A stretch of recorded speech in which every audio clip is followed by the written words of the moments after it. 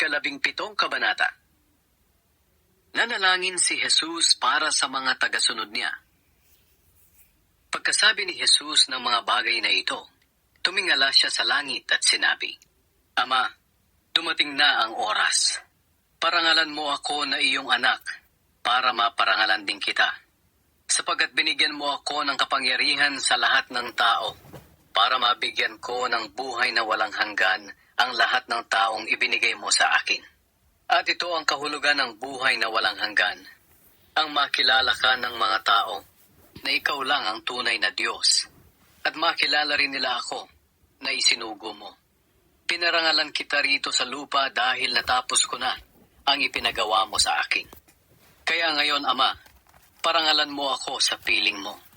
Ipagkaloob mo sa akin ang karangalang taglay ko sa piling mo, bago pa man nilikha ang mundo. Ipinakilala kita sa mga taong pinili mo mula sa mga tao sa mundo at ibinigay sa akin. Sila ay sa iyo at ibinigay mo sila sa akin, at sinunod nila ang iyong salita.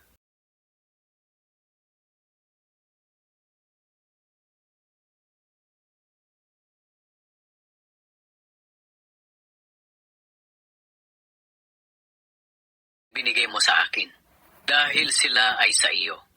Ang lahat ng sa akin ay sa iyo, at ang lahat ng iyo ay sa akin. At napaparangalan ako sa pamamagitan nila. At ngayon, babalik na ako sa iyo, at hindi na ako mananatili rito sa mundo. Pero sila ay mananatili pa sa mundo. Banal na Ama, ingatan mo sila sa pamamagitan ng kapangyarihang ibinigay mo sa akin, upang sila'y maging isa katulad natin. Habang kasama nila ako, iningatan ko sila sa pamamagitan ng kapangyarihang ibinigay mo sa akin. Iningatan ko sila at walang napahamak sa kanila, maliban sa taong itinakdang mapahamak para matupad ang kasulatan. Ngayon ay babalik na ako sa iyo.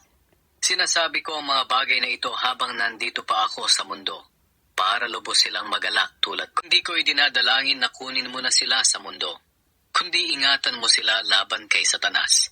Hindi sila makamundo, tulad ko na hindi makamundo. Ibukod mo sila upang maging iyo sa pamamagitan ng katotohanan. Ang salita mo ay katotohanan. Isinugo mo ako rito sa mundo, kaya isinusugo ko rin sila sa mundo upang mangaral. Alang-alang sa kanila, itinatalaga ko ang aking sarili sa iyo, upang sila man ay maitalaga sa iyo sa pamamagitan ng katotohanan. Ang panalangin ko ay hindi lang para sa kanila na sumasampalataya sa akin, kundi pati na rin sa mga sasampalataya pa sa akin sa pamamagitan ng pangangaral nila. Idinadalangin ko sa iyo, Ama, na silang lahat ay maging isa gaya natin. Kung paanong ikaw ay nasa akin at ako'y nasa iyo, naway sila man ay sumaating, para maniwala ang mga tao sa mundo na ikaw ang nagsugo sa akin. Binigyan ko sila ng karangalan tulad ng ibinigay mo sa akin, upang sila'y maging isa, katulad natin. Nasa kanila ako at ikaw ay nasa akin, para sila'y lubos na maging isa. Sa ganoon ay malalaman ng mga tao sa mundo na isinugo mo ako, at malalaman din nilang minamahal mo ang mga mananampalataya, tulad ng pagmamahal mo sa akin. Ama, gusto ko sanang makasama sa pupuntahan ko ang mga taong ibinigay mo sa akin, para makita rin nila ang kapangyarihang ibinigay mo sa akin, dahil minahal mo na ako bago pa manilikha ang mundo. Amang makatarungan, kahit hindi ka nakikilala ng mga taong makamundo, nakikilala naman kita, at alam ng mga mananampalataya na ipinakilala kita sa kanila, at patuloy kitang ipapakilala, upang ang pagmamahal mo sa akin ay mapa sa kanila, at ako man ay mapa sa kanila.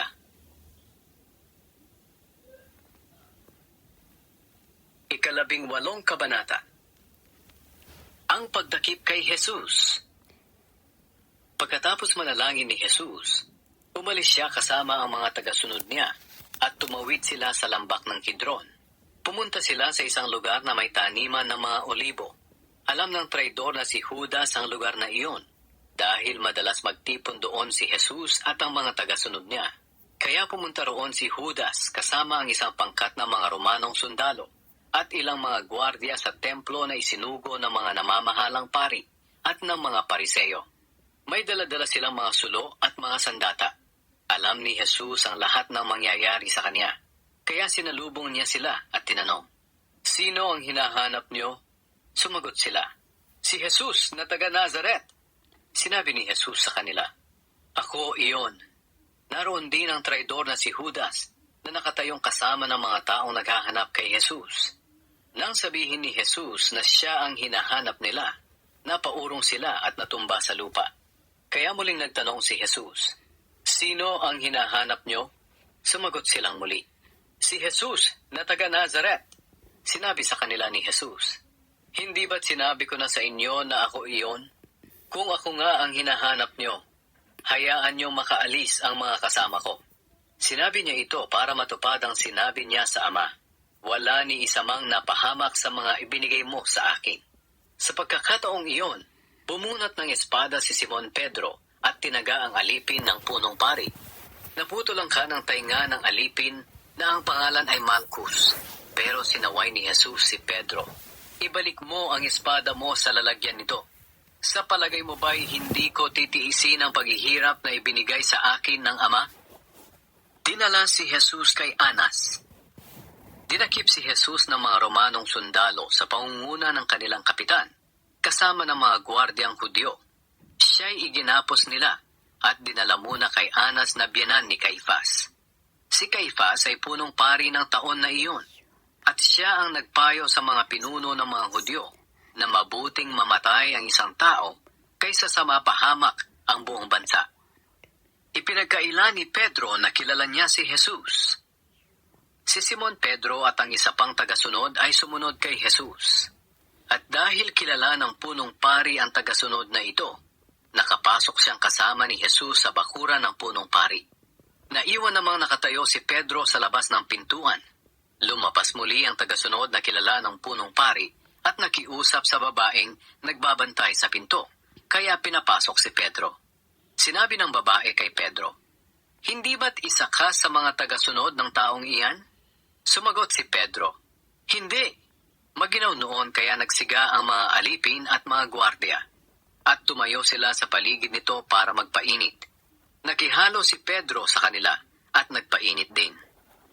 Tinanong si Jesus ng punong pari. Samantala, tinanong ng punong pari si Jesus tungkol sa mga tagasunod niya at sa mga itinuturo niya. Sumagot si Jesus, "Hayagan ako nagsasalita sa mga tao.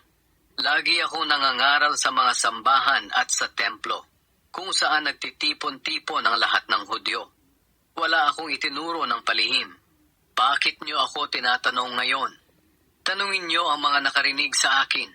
Alam nila kung ano ang mga sinabi ko." Nang masabi ito ni Jesus, sinampal siya ng isa sa mga gwardya na malapit sa kanya. Sinabi ng gwardya, "Bakit ganyan ka sumagot sa punong pari?" Sinagot siya ni Jesus, "Kung may masama akong sinabi, patunayan mo. Pero kung totoo ang sinabi ko, bakit mo ako sinampal?" Habang nakagapos pa si Jesus, ipinadala siya ni Anas kay Caifás na punong pari. Muling ipinagkaila ni Pedro na kilala niya si Jesus. Samantala, nakatayo pa rin si Simon Pedro malapit sa siga at nagpapainit. Tinanong siya ng mga naroon, "Hindi ba't isa ka sa mga tagasunod niya?" "Hindi," tanggi ni Pedro. Tinanong din si Pedro ng isa sa mga alipin ng punong pari.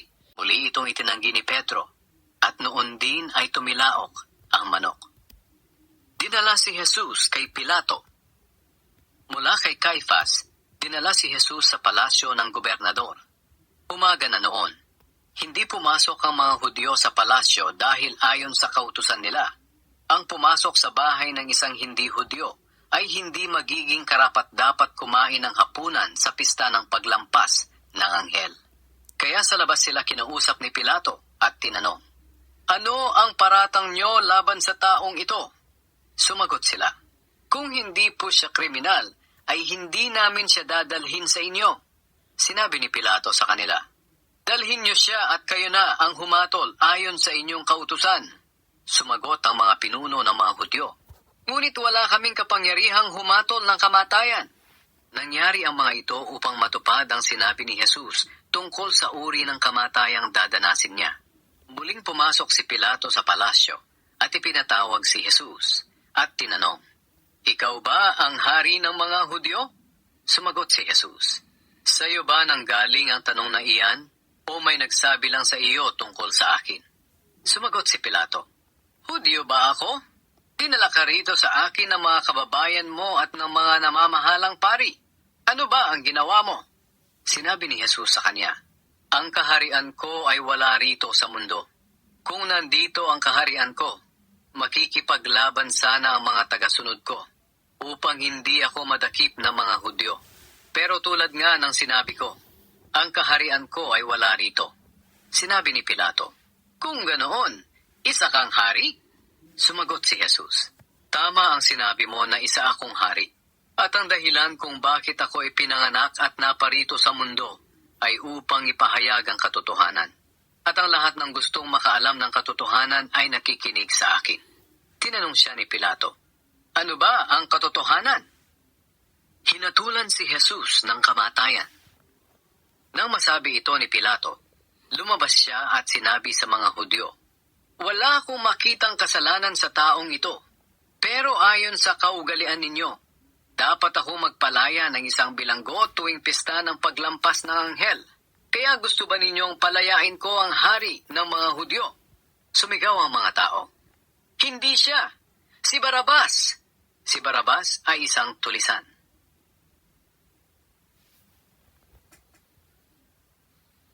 Ikalabing siyam